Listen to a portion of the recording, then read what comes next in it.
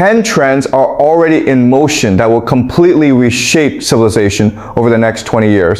ዓለማችን በጥቂት ዘመናት ውስጥ ምናልባት በጥቂት ዓመታት ውስጥ 10 የማይቀሩ ትንበያዊ የሆኑ ጉዳዮችን ታስተናግዳለች። ወደንም ጠላንም የምናውቀው ዓለም በአይናችን ፊት እየተቀየረ ነው። በሚቀጥለው ጥቂት ዓመታት ውስጥ ስልጣኔ ሙሉ በሙሉ የሚቀይሩ 10 የማይቀሩ ትንበያዎች ተብሎ በፕሮፌሰር ጃንግ የተነገሩና የተገለጹ ትንቢታዊ ሐሳቦች እጅግ በሚያስደነግጥ ሁኔታ ተቀባይነት አላቸው። በሚገርም ሁኔታ ከኢትዮጵያውያን የጥንታዊ መዛግብት ጋር አንድ አይነት ሆኖ መገኘታቸው ደግሞ እጅግ ያስደንቃል። ውድ አድማጭ ተከታታዮቼ እነዚህ ትንቢቶች በሚደንቅ ሁኔታ ከታሪክና ከጂኦፖለቲካ ትንበያ ጋር አንድ ሆኖ ሳይንሱ ራሱ የደገፋቸው የማይቀሩ ትንበያዎች መሆናቸው እጅግ ይገርማል። ለዚህ 10 ነጥቦች በታዋቂው ፕሮፌሰር ጃንግ ሲነገሩ ዓለምን አስደንግጠዋል። የኢትዮጵያ ትንበያዊ ሐሳቦች ጋር የሚገናኙ የማንቂያ ደወል መሆናቸው ደግሞ እኔ በዝርዝር ነግራችኋለሁ።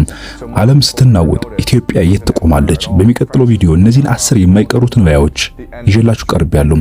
እንዲሁም የፕሮፌሰር ጃንግን ትንበያዊ ሐሳብ ቃል በቃል እንዲህ እንደሚከተለው አቅርቤላችኋለሁ።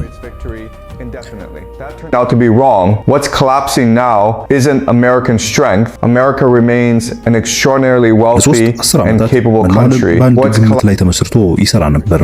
ፕሮፌሰሩ ይቀጥላሉ። እሱም አሜሪካ ነገሮችን ትመራለች የሚል ነው። የአሜሪካ ወታደራዊ ኃይል ሰላምን ያስጠብቋል። የአሜሪካ ዶላር የንግድ ፍሰቱንም ጠብቋል።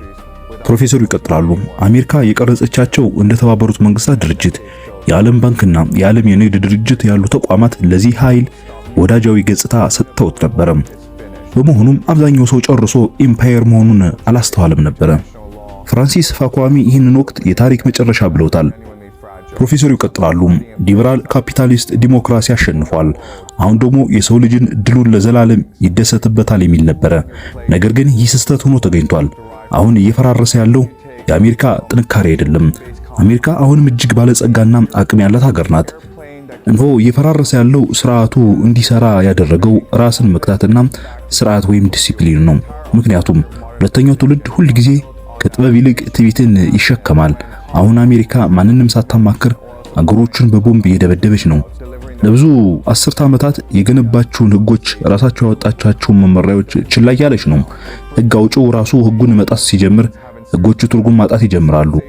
ፕሮፌሰር ጃንግ ይቀጥሉና የአንድ ዋልታ ማለትም የአሜሪካ የበላይነት ወቅቱና ጊዜው አውቅቶበታል።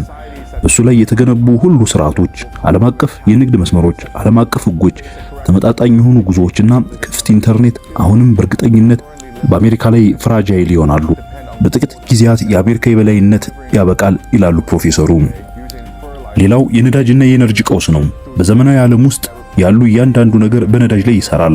አንዳንዶቹ ነገሮች ሳይሆኑ ሁሉም ነገር።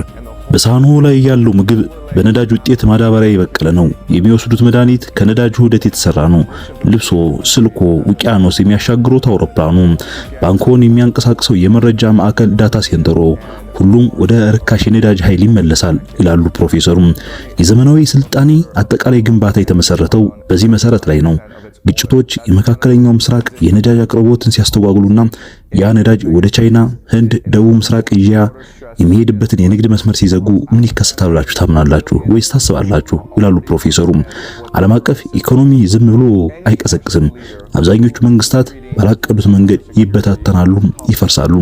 በርካሽና በተትረፈረፈ ኃይል ላይ የተገነባው ስልጣኔ አሁንም ያ ግምቱ ሲፈተን እያየን ነው። ያለሱ እንዴት መስራት እንደሚቻል የሚያውቁ ማህበረሰቦች ተርፎ ይወጣሉ። የማያውቁት ግን በታሪክ ታይቶ የማይታወቅ እርማት ይገጥማቸዋል። ይህ በጥቂት ጊዜ የሚፈጸም ነው ይላሉ ፕሮፌሰሩም። ሶስተኛው የምግብና የውሃ ግጭቶች ይፈጠራሉ። በአሁኑ ጊዜ 8 ቢሊዮን ህዝብ በዚህ ፕላኔት ላይ ይኖራል ይላሉ ፕሮፌሰሩ። ይቀጥሉና አብዛኛውን ደግሞ በነዳጅ በተመረተ ማዳበሪያ እንዲሁም ሩቅ ቦታ የበቀለ ምግብን በሚያቀርቡ ዓለም አቀፍ የንግድ አውታሮች ላይ ጥገኛ ነው። ከነዚህ ውስጥ አንዱን ክር ቢበጠስ አጠቃላይ ስርዓቱ ይፈርሳል ማለት ነው። ፕሮፌሰሩ ይቀጥሉና የምግብ እጥረት ያለባቸውን ቦታዎች ካርታ ከውሃ እጥረት ካርታ ጋር አነጻጽሩ። እጅግ በሚያስደነግጥ ሁኔታ የምታገኙት ውጤት በሚቀጥሉት 2 አስርት ዓመታት ውስጥ ረሃብ፣ አብዮትና ጦርነት የት እንደሚፈነዳ የሚያሳይ ካርታ ይሆናል፣ ምናልባት በጥቂት ዓመታት ውስጥ። ፕሮፌሰሩ ይቀጥላሉ። ቻይና በአሁኑ ጊዜ ከምግቧ 1/4ኛውና 75% ነዳጇን ከውጭ ታስገባለች። ይህ ለዓለማችን በህዝብ ብዛት ቀዳሚ ለሆነች ሀገር ምቹ ሁኔታ አይደለም። የህንድ ግዙፍ ከተሞች በዓለም ላይ ከፍተኛ ውጥረት ባለባቸው አካባቢዎች ይገኛሉ። በአፍሪካ እንዲሁም በመካከለኛው ምስራቅ በሚሊዮኖች የሚቆጠሩ ሰዎች አሁን ያለው ስርዓት ሊደገፍበት የማይችለው የመጨረሻ ጫፍ ላይ ይገኛሉ ይቀጥላሉ ፕሮፌሰሩ። ማንኛውም ብሔራዊ መሪ አሁን ለምግብና ለውሃ ዋስትና ቅድሚያ የማይሰጥ ከሆነ ዓለማችን አይታው የማታውቀውን የምግብና የውሃ ግጭቶች ይፈጠራሉ በመላው ዓለም ላይ። ሌላው ፕሮፌሰሩ የተናገሩት የጥንት የኢትዮጵያ መዛግብቶችም እንደሚነግሩን የጀምላ ስደት ምግብ ሲያልቅ ይላሉ ፕሮፌሰሩ፣ ውሃ ሲጠፋና መንግስታት ሲፈራርሱ ሰዎች ይንቀሳቀሳሉ ይቀጥላሉ ፕሮፌሰሩ። ይህ በሰው ልጅ ታሪክ ውስጥ እጅግ አሰቃቂ ሁኔታ ነው። አሁን ደግሞ እየተፋጠነ ነው። ከሳራ በታች ያሉ አፍሪካውያን ሜዲትራኒያንን እያቋረጡ ነው። የመካከለኛው አሜሪካ ሰዎች ወደ አሜሪካ እየገቡ ነው። እነዚህ በግለሰብ ተስፋ መቁረጥ የሚነዱ ተነጥለው የሚታዩ ክስተቶች እንዳይመስሏል ይላሉ ፕሮፌሰር። በጥቂት ጊዜያት እነዚህ በመላው ደቡባዊ ዓለም የሀብት እጥረት ሲባባስ 100 እጥፍ ሊያድግ የሚችል ማዕበል የመጀመሪያ ምልክቶቹ እንደሆኑ እያየን ነው። በጥቂት ጊዜ ይህ የጀምላ ስደት ይጀምራል ይላሉ ፕሮፌሰሩ። ይቀጥሉና እዚህ ጋር ነገሩ በጣም ውስብስብ ይሆናል። ምክንያቱም አውሮፓና አሜሪካ በፍጥነት እያረጁ ነው። ሁለቱም ኢኮኖሚያቸውን ለማንቀሳቀስ ወጣት ሰራተኞችን በጣም ይፈልጋሉ። ነገር ግን ይህ ፍላጎት በቀጥታ ወደ ስደት ወይም ኢሚግሬሽን ያመለክታል። ነገር ግን ይላሉ ፕሮፌሰሩ፣ ነገር ግን በሚሊዮን የሚቆጠሩ ሰዎች ከተለያዩ ባህሎች ሲያመጧቸው አረጋውያን ነዋሪዎቻቸውን ቀድሞ በኢኮኖሚ በተጨነቁባቸውና በባህል እርግጠኛ ባልሆኑባቸው ማህበረሰቦች ውስጥ በፍጥነት ማስገባት አደገኛ ነገርን ይፈጥራል ብለው ይቀጥላሉ። እሱም የቤት ውስጥ የእርስ በርስ ግጭት ይፈጠራል። በውጭ ሀገርም ትርምስ ሲስፋፋ በቤት ውስጥም ግጭት ይነሳል ይላሉ ፕሮፌሰሩ። ለዚህም ምንም አይነት መንግስት ግልጽ መልስ የለውም አይኖረውም። ስለዚህ የጀምላ ስደት በጥቂት ጊዜ ይፈጠራል ብለን እናስባለን። ፕሮፌሰሩ ይቀጥላሉ። ማንኛውም ምርት ከማንኛውም ሀገር ወደ ሌላ ሀገር በትንሽ ግጭት የሚንቀሳቀስበት እንከን የለሽ ዓለም አቀፍ ንግድ ለመገንባት 30 ዓመት ፈጅቷል ይላሉ። ለማፍረስ ግን ከዚያም ያነሰ ጊዜ ሊወስድ ይችላል። አሁን እንደምንመለከተው በመካከለኛው ምስራቅ ያለው በአሜሪካና በኢራን ባለው ጦርነት ማለታቸው ነው። በሱ ምትክ የሚመጣው የ16ኛው እንዲሁም የ17ኛው ክፍለ ዘመን ይመለሳል ነው ነገሩ። በዚያም ወቅት የእንግሊዝ፣ የፖርቹጋል፣ የፈረንሳይና የስፔን ግዛቶች ያንዳንዳቸው የራሳቸውን የንግድ መርከብ ይቆጣጠሩ እንዲሁም እርስ በርሳቸው አጥብቀው ይወዳደሩ ነበረ ብለው ይቀጥላሉ እኒህ ፕሮፌሰር። የዓለም እየተመለሰ ይመስላል። የአሜሪካ ሁነት፣ የቻይና ግስጋሴ እንዲሁም አንዳንዱ እየዳበሩ ያሉ የሩሲያ አውሮፓ ስምምነቶች እንዲሁም የባህረ ሰላጤው ሀገሮች በአፍሪካና በመካከለኛው እስያ ተጽዕኖአቸውን ማስፋፋት እያንዳንዱ ቡድን በውስጡ ባለው ስርዓታቸው ይመራሉ። እርስ በርሳቸው እንደ አጋር ሳይሆን እንደ ተቀናቃኝ ይታያሉ። የዓለም አቀፍ ንግድን ሙሉ በሙሉ አያጠፋውም፣ ነገር ግን ንግዱን ቀርፋፋም፣ ውድ እንዲሁም የበለጠ ፖለቲካዊ ያደርገዋል እንጂ ይላሉ ፕሮፌሰሩ።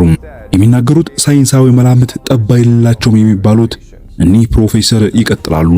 በስድስተኛ ደረጃ ያስቀመጡት የአረጋውያን አገዛዝ መስፋፋት ነው ይላሉ። በዓለም ላይ ባሉ በሁሉም ባለጸጋ ሀገሮች ውስጥ ገንዘቡን፣ መንግስቱንና ተቋማቱን የሚቆጣጠሩ ቤቢ ቦርሙዝ ናቸው ይላሉ። በዘመናዊ መድኃኒት ምክንያት ብዙዎቹ እስከ 100 ዓመታትን ይኖራሉ።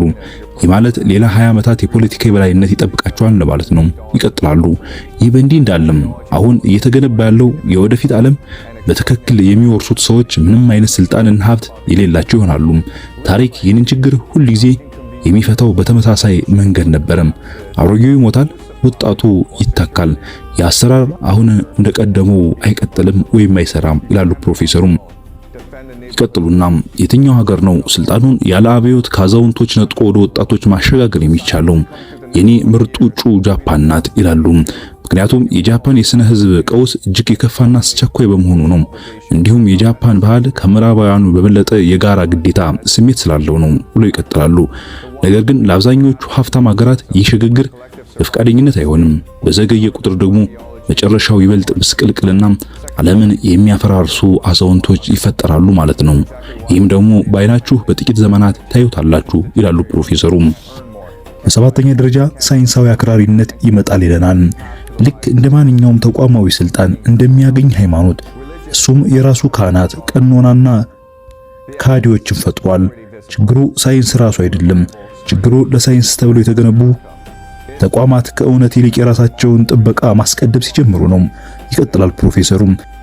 ሳይንቲስቶች ዕውቅናን የሚያገኙት በጥቂት ተቋማት በሚቆጠሩ ዓለም አቀፍ ስርዓት ውስጥ በትክክለኛ መጽሔቶች ላይ በማሳተምና ሽልማቶችን በማሸነፍ ሲሆን ታማኝነታቸውን ለእውነት ሳይሆን ለዚሁ ስርዓት ይሆናል ይላል ፕሮፌሰር። ውጤቱም ባለፉት 30 ዓመታት ውስጥ እውነተኛ አብዮታዊ ግኝቶች ብርቅ ሆነዋል። ያየነው የድሮ ፈጠራዎች ማስፋፋት ብቻ ነበረ። ከተቋማት አክራሪነት ወጥተው ባልተለመደ አስተሳሰብ ላይ ኢንቨስት የሚያደርጉ አገሮች በሚቀጥሉት 10 ዓመታት ከዛም ባነሰ ውስጥ ትልቅ ብልጫ ይኖራቸዋል። ፕሮፌሰር ጂያንግ በጥቂት ዓመታት ውስጥ የእርሶ ደስታ፣ የግል ብራንዶ፣ የሽልማት ነፃነቶና የቻሉትን ያህል ዶላር ማከማቸት የአስተሳሰብ እጅግ በጣም ከፍተኛ የግል ሀብትና እጅግ በጣም ከፍተኛ የጋራ ድክመትን ይፈጥራል ይላል። ያ ድክመት ደግሞ ሊፈተን ነው። እውነተኛው ቀውሶች እንደ ምግብ አቅርቦት፣ ደህንነት ወይም መሰረታዊ ስርዓት መፈራረስ ያሉ ብቻውን ሊተርፍባቸው አይችልም። ብቻውን ማረስ፣ ሰፈርን መከላከል፣ ልጆቹን ማሳደግ ወይም ከአደጋ በኋላ መልሶ መገንባት አይችሉም። በሚቀጥሉት 20 ዓመታት ውስጥ ከዛም ባነሰም ተርፈው የሚወጡት ይላሉ ፕሮፌሰሩ፣ ተርፈው የሚወጡት ማህበረሰቦች እውነተኛ የማህበረሰብ የቤተሰብና የጋራ ግዴታ ባህልን የሚገነቡ ብቻ ናቸው። የጋራ ህልውና አደጋ ላይ ባለበት ወቅት ግለኝነት የሚመርጡ ሰዎች ያ አስተሳሰብ ጠንካራ ገደብ እንዳለው ይገነዘባሉ። እጅግ አስደናቂ የሆነው ከመሬት ጠብ አይለትም የሚባለው የዚህ ፕሮፌሰር ትንታኔ በ9ኛ ደረጃ የጠቀሰው የሃይማኖት መመለስን ነው። ቁሳዊ ሁኔታዎች ሲበላሹ ሰዎች ገቢ ማግኘት፣ ቤት መግዛት፣ መንግስታትን ማመንና ተስፋ የተሰጣቸውን ህይወት ማግኘት ሲያቅታቸው ትርጉሙ ሌላ ቦታ ይፈልጉታል። ሃይማኖት የሰው ልጆች ትርጉም ፍለጋ ሁል ጊዜ የሚሄዱበት ቦታ ነው። ማስረጃው ቀድሞውኑ ይታያል። በአሜሪካ ክፍሎች የክርስትና መነቃቃት እንዲሁም በመካከለኛው ምስራቅ ይላሉ ፕሮፌሰሩ፣ እንዲሁም በአፍሪካ እስልምና ያለው ጥንካሬ፣ እንዲሁም ሃይማኖት በጠፋባቸው ቦታዎች አዳዲስ መንፈሳዊ እንቅስቃሴዎች መታየት፣ የጋራ መንፈሳዊ ማንነትና ከቁሳዊ ክምችት በላይ የሆነ የጋራ ቅዱስ ዓላማ የሌላቸው አገሮች ቁሳዊ ሁኔታዎች ሲፈራርሱ ይሰባበራሉ። ጥልቅ መንፈሳዊ ስራ ያላቸው ሰዎች ከኢኮኖሚ ጥቅም ባለፈ እርስ በርሳቸው እንዲተሳሰሩ የሚስማሙባቸው አገራት ግን በጫና ውስጥ ይጸናሉ። ያቺ ሀገር ማናት ብላችሁ ከጠየቃችሁኝ ምናልባት ኢትዮጵያ የሚል መልስ እኔ መልስላችኋለሁ። እኒህ ታዋቂ ፕሮፌሰር በ10ኛ ደረጃ በኤአይ የሚመራ አምባገነንነት ይመጣል ይላሉ። ሀብት ሲቀንስ፣ ህዝብ ሲረበሽ እናም አለመመጣጠን ሲሰፋ እያንዳንዱ መንግስት ተመሳሳይ ጫና ይገጥመዋል። እሱም ባነሰ አቅርቦት ቁጥጥርን ማስቀጠል ነው። አንዱ መንገድ ወደ ግልጽነት፣ የጋራ መስዋዕትነትና እውነተኛ ተጠያቂነት ይመራል። ይህም ህዝብ ማመን ይጠይቃል። ሌላው መንገድ ወደ ኤአይ ክትትል፣ የሰዎች ማህበራዊ ክሬዲት ስርዓት፣ መረጃን በዲጂታል መንገድ መቆጣጠርና ተቃውሞ ሲኖር የሚጠፋ ዲጂታል ገንዘቦችን ወደ መጠቀም ይመራል። ይህ ሁለተኛው መንገድ ቀድሞውኑም አለም። ከላይ ጥቂት ሰዎች እውነተኛ ነፃነትና ስልጣን ያላቸው፣ ከታች ደግሞ አብዛኛው ህዝብ የሚቆጣጠርበትና የሚከታተሉበት ዓለም ሊፈጠር ይችላል። ይህም በጥቂት ዓመታት ይሆናል ይላሉ። ይህ ነገር ፈጽሞ አይቀርም ይላሉ ፕሮፌሰሩ። እኒህ ታላቁ ፕሮፌሰር ጂያንግ በርካቶች የሚመሰክሩላቸው ሳይንሳዊ መላምትን ወደ ትንበያ የቀየሩ እጅግ አዋቂና ታዋቂ የሆኑ ፕሮፌሰር ናቸው። እኒህ ሰው ከዚህ ቀደም የተለያዩ የአሜሪካ የአውሮፓንና የመካከለኛው ምስራቅ ጦርነቶች ሲተነብዩ አንድም ጠብ የማይል ትንቢታቸው ዛሬም ድረስ በቪዲዮ ይታያል፣ ማስረጃም ሆኖም ይቀርባል።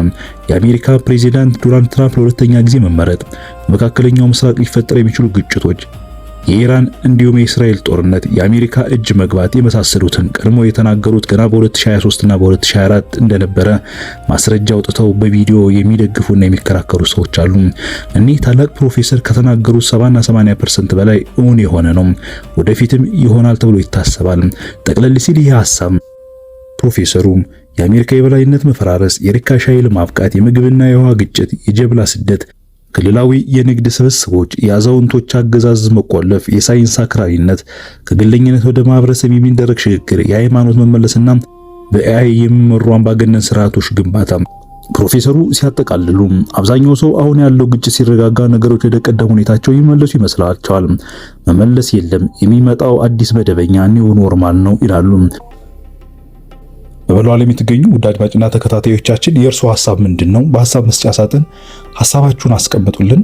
ሌላ ሐሳብና ፕሮግራም እስክንገናኝ ድረስ ሰላም ለሀገራችን ለኢትዮጵያ፣ ለዓለም ሁሉ ሰላም።